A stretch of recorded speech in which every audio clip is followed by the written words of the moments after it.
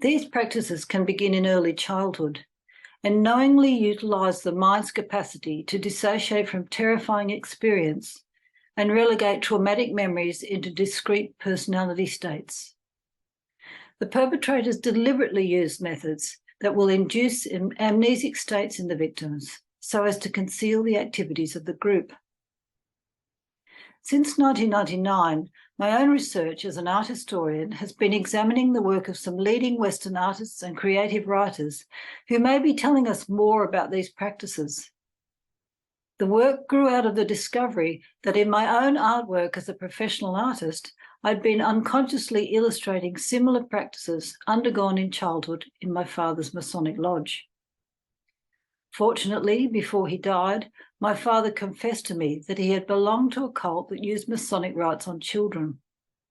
Son père, qui était lui-même franc-maçon et rosicrucien, a abusé d'elle lorsqu'elle était toute petite. Voici quelques extraits de son témoignage. Alors que les années étaient passées, je me suis souvenu des abus sexuels de mon père lorsque j'étais enfant. Je découvrais aussi que les abus sexuels et l'inceste étaient tissés à travers l'histoire de la famille sur au minimum 3 générations. De l'extérieur, ma famille semblait tout ce qu'il y a de plus normal, mais le poids accumulé de cette histoire familiale, chargée de traumatismes et de tensions, était un lourd fardeau à porter pour chaque génération. Au cours de ces dernières années, alors que les énigmes de ma propre expérience étaient résolues, j'ai essayé de leur parler de ce que je me souvenais. Heureusement pour moi, ma mère a été capable de se rappeler la nuit où mon père m'a violé, à l'âge de 4 ans, et donc de valider les déclarations de sa fille. Cependant, l'abus rituel était au-delà de leur compréhension, ce qui se comprend à bien des égards. En milieu d'année 2004, mon père a commencé à développer la maladie d'Alzheimer. Durant la période initiale des troubles, dans un état altéré de conscience, il a commencé à me parler du côté obscur de son implication maçonnique.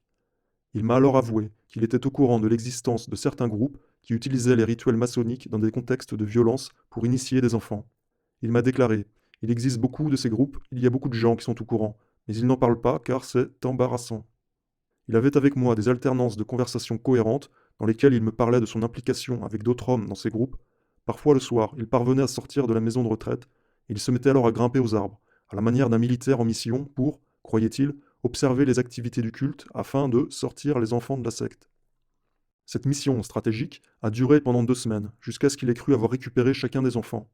Après quoi, il a semblé être très satisfait de ce qu'il avait accompli, et tous les signes de son agitation intérieure se sont calmés.